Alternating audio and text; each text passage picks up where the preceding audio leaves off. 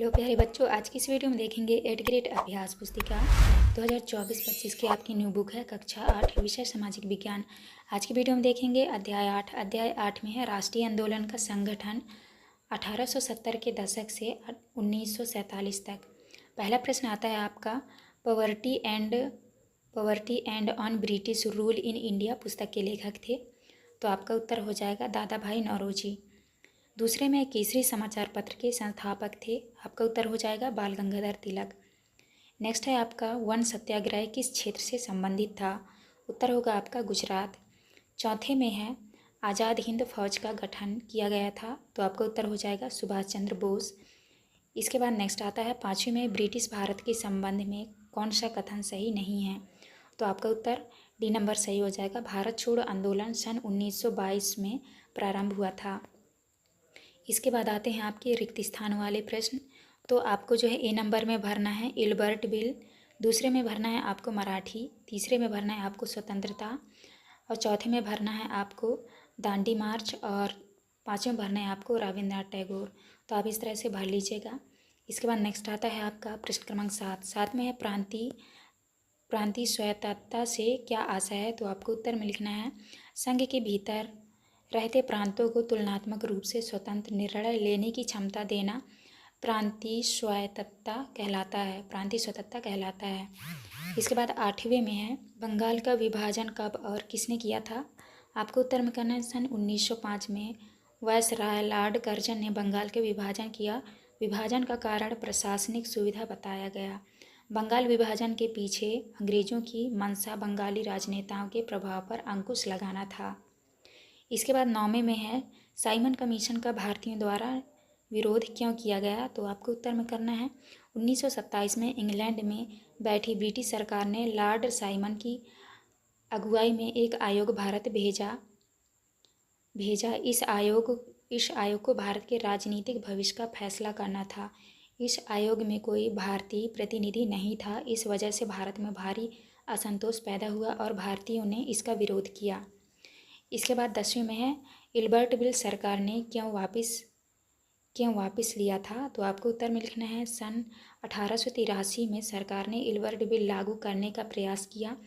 इस विधेयक में प्रावधान था कि भारतीय न्यायाधीश भी ब्रिटिश या यूरोपीय व्यक्तियों पर मुकदमे चला सकते हैं, परंतु अंग्रेज़ों के विरोध की वजह से सरकार ने यह विधेयक वापस ले लिया।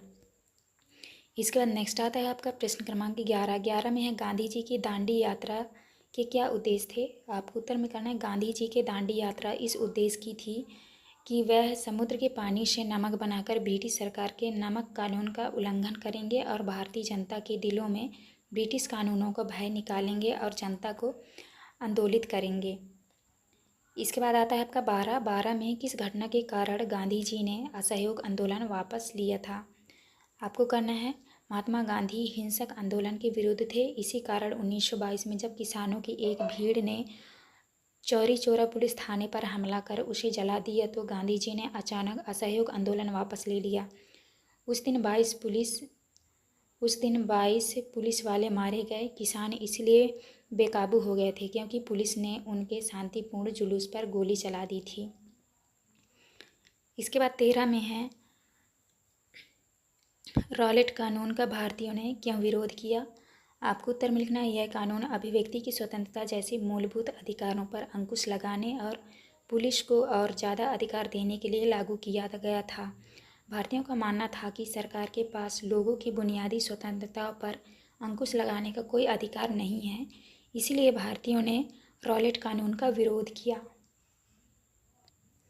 इसके बाद नेक्स्ट आता है आपका प्रश्न क्रमांक 14 में है असहयोग आंदोलन में लोगों द्वारा किन वस्तुओं एवं कार्यों का बहिष्कार किया गया, तो आपको उत्तर में लिखना है असहयोग आंदोलन में लोगों द्वारा विदेशी कपड़े की होली जलाई गई, साथ ही उन्होंने अंग्रेजों द्वारा प्रदान की गई उपाधियों व विधान मंडलों का बहिष्कार किया।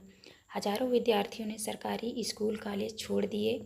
मोतीलाल नेहरू, सी आर दास, सी राम गोपालाचारी और आसफ अली जैसे बहुत से वकीलों ने वकालत छोड़ दी।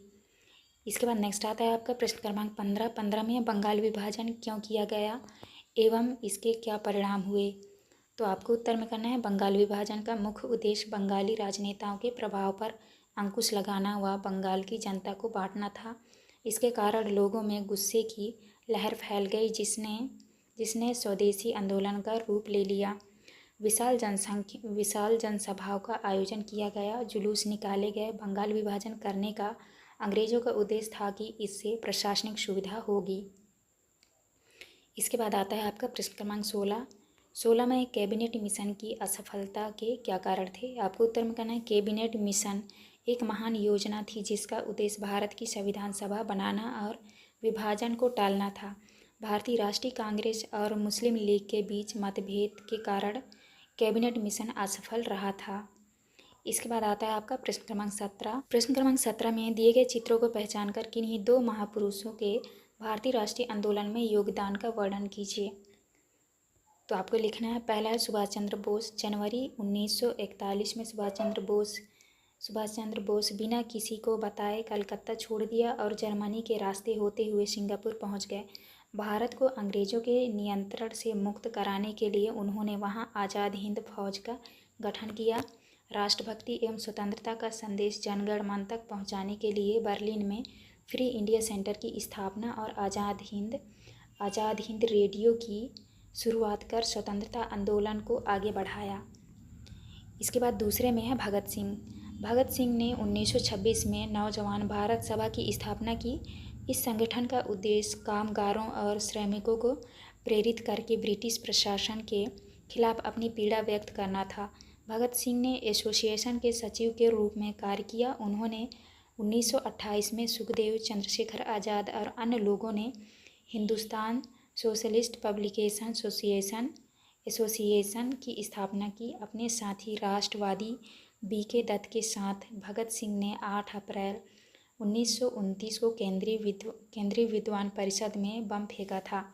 भगत सिंह, सुखदेव और राजगुरु को 23 मार्च 1931 को फांसी पर चढ़ा दिया गया। उस समय भगत सिंह की आयु सिर्फ 23 साल की थी। तो आपको इस तरह से करना है। ये था आपका लास्ट क्वेश्चन। यहाँ पे हमारी वीडियो कंप्लीट होती है। वीडियो अच्छी लगी तो प्लीज़ हमारे चैनल को लाइक एंड सब्सक्राइब करिएगा। मिलते हैं अब नेक्स्ट वीडियो।